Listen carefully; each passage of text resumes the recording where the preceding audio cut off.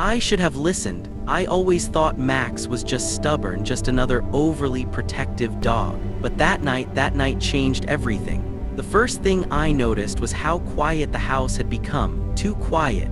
Usually Max is pacing near the door when I get home, tail wagging, eyes alert. Tonight he was sitting by the window, motionless.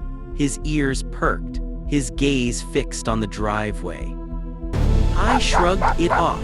"Max, relax, it's just a delivery," I muttered, but he didn't move. And then I saw it, the headlights, not the delivery van I was expecting. A black SUV, unmarked, sliding slowly past the yard. Max growled low, a sound I hadn't heard before. Something in his eyes told me danger. I ignored it. I shouldn't have.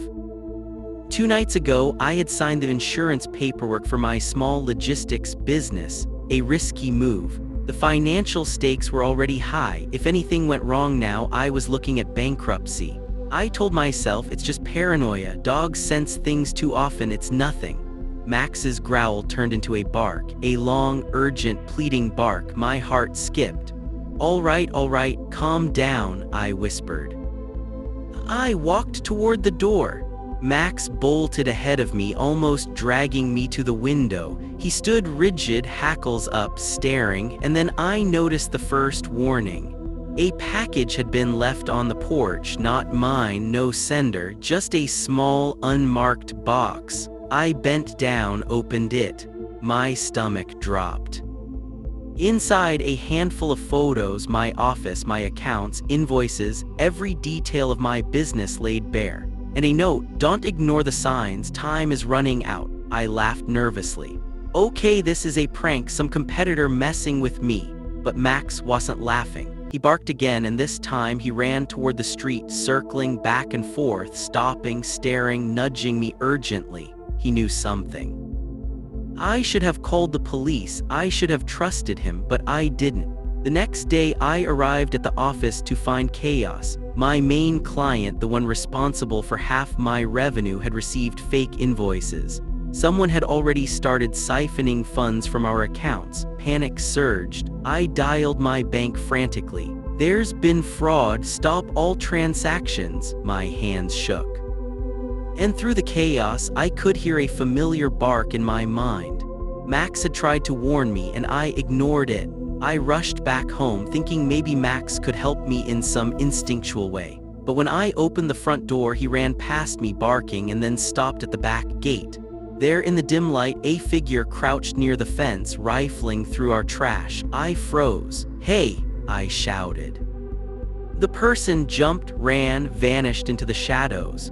Max barked, chased for a few steps, then came back to me, panting, eyes wide. He had seen them. He had been trying to stop me from making the wrong decision all along. It wasn't just instinct. Max had been reading the subtle signs, the smell of someone lurking, the unusual sounds, the presence of strangers. He had been my silent protector. That night I couldn't sleep. Max lay at my feet, restless. Every shadow in the room seemed alive. Around 2 a.m. I heard it, the sound of breaking glass. My stomach dropped. I grabbed the baseball bat from the closet, heart hammering. Max bolted ahead, barking furiously, leading me into the kitchen. There, a masked intruder was trying to pry open the safe. Time slowed. I froze. Max didn't. He lunged, teeth bared. The intruder staggered, cursed, and ran. Max chased him out into the yard, refusing to let him go until he was out of sight. I finally realized I owed my life, maybe even my livelihood, to him. The following morning, I called the police. They traced the attack to a rival business owner who had been planning a takeover of my company using fraud and intimidation. Every time I had ignored Max's warnings, the growls, the nudges, the pacing, I had brushed off a life-or-death alert. Max, my dog, had been seeing the world differently. Not just as a pet, not just as a companion, he was my early warning system, my guardian. But the twist, the person behind it all wasn't a stranger. It was someone I trusted. My business partner, the one I had considered a friend, had orchestrated the whole scam. He thought I would never suspect him.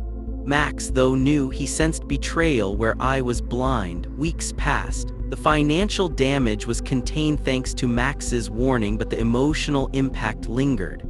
I found myself talking to him, apologizing. "Max, I'm sorry, I should have listened. I should have trusted you." He tilted his head, eyes full of something I couldn't name. Loyalty? Forgiveness? Perhaps both. I started noticing little things I had ignored before. The way he would stand at the gate when something was wrong, how he followed subtle scents, how he seemed to know when I was in danger before I even realized it. He wasn't just a dog, he was extraordinary. One rainy evening, a month after everything, I left the office late.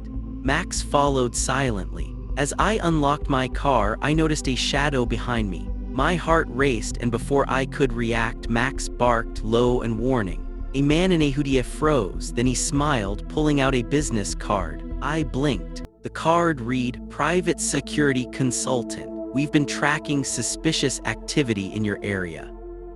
Max growled, then calmed, nudging me to get in the car.